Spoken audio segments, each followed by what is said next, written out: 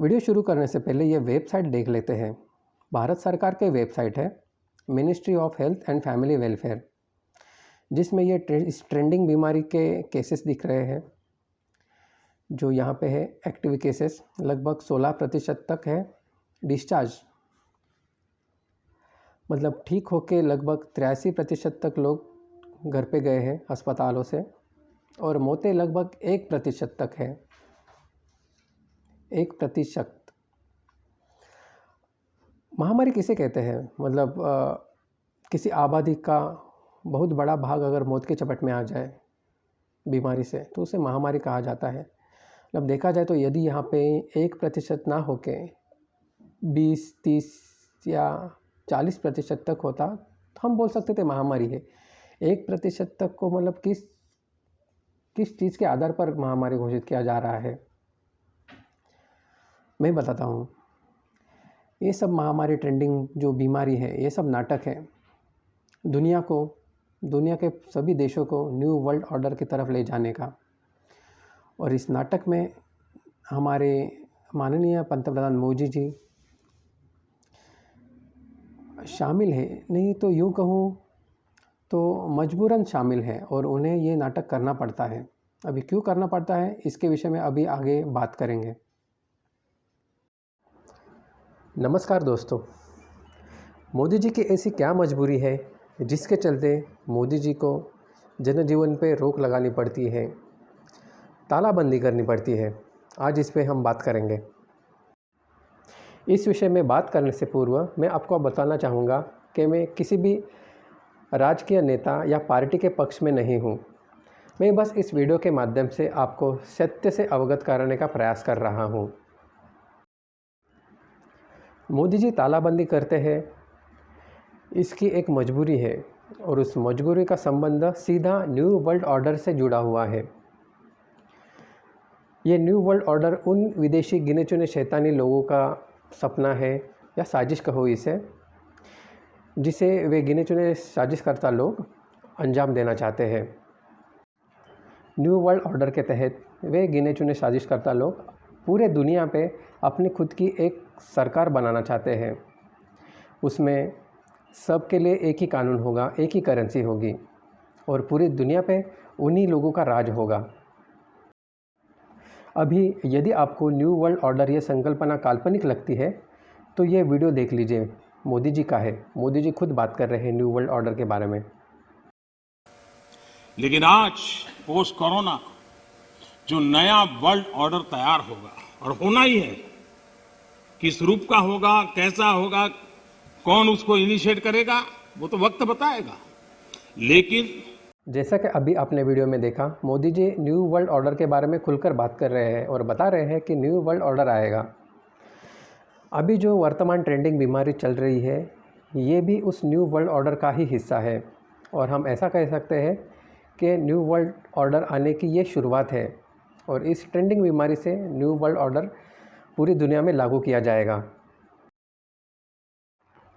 अभी सवाल यह उठता है कि मोदी जी उन साजिशकर्ता लोगों की इतनी क्यों सुनते हैं, क्यों इतने मजबूर हैं? इस बात को जानने के लिए हम चलते हैं इतिहास में।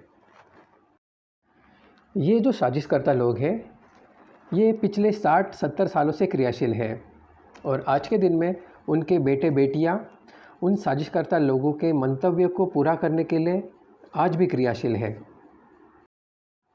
उन साजिशकर्ता लोगों का एक मुख्य मकसद है, वे लोग चाहते हैं कि पूरे देशों की सरकारों को वो नियंत्रित कर पाए।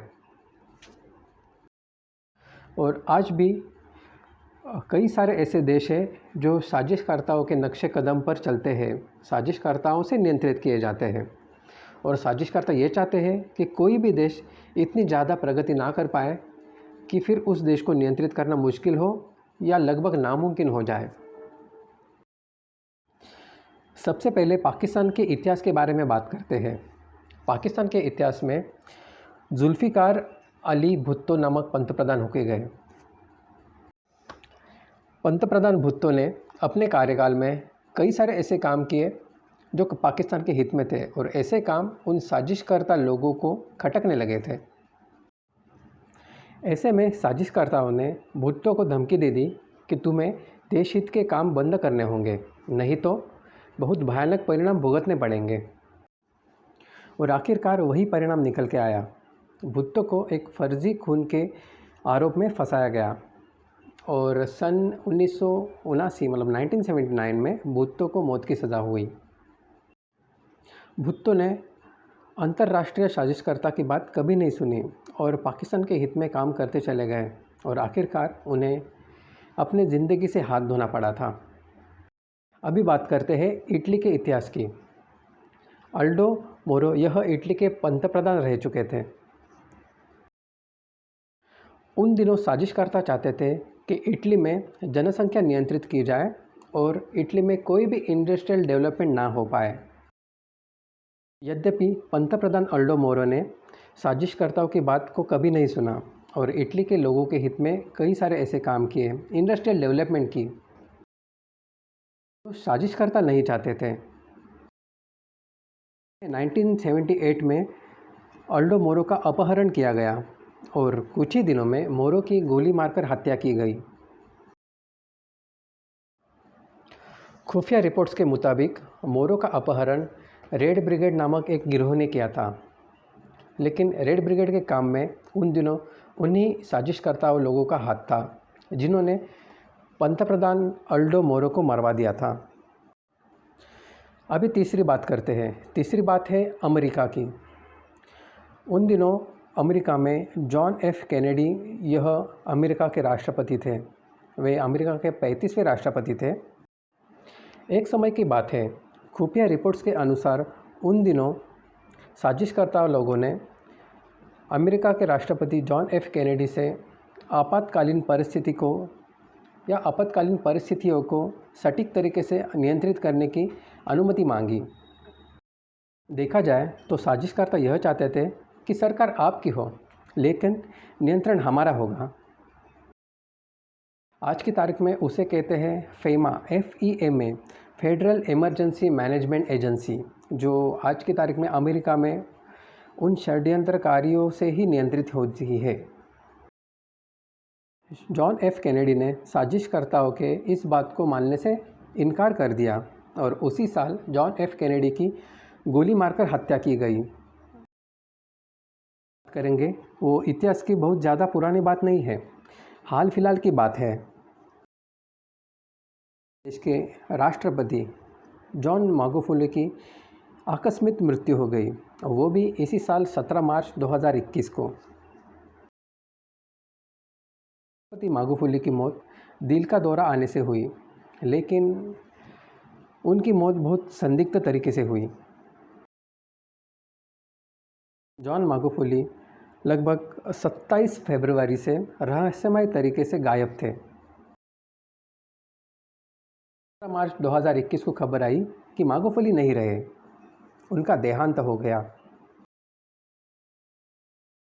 पूर्ण बात बता दूं, मैगुफुली ने कभी भी इस ट्रेंडिंग बीमारी के प्रोटोकॉल को नहीं माना, ना ही जनता को या जनता के ऊपर बाहर निकलने के लिए कोई रोक लगा दी और ना ही जनता को ये मुखौटा लगाने को कहा।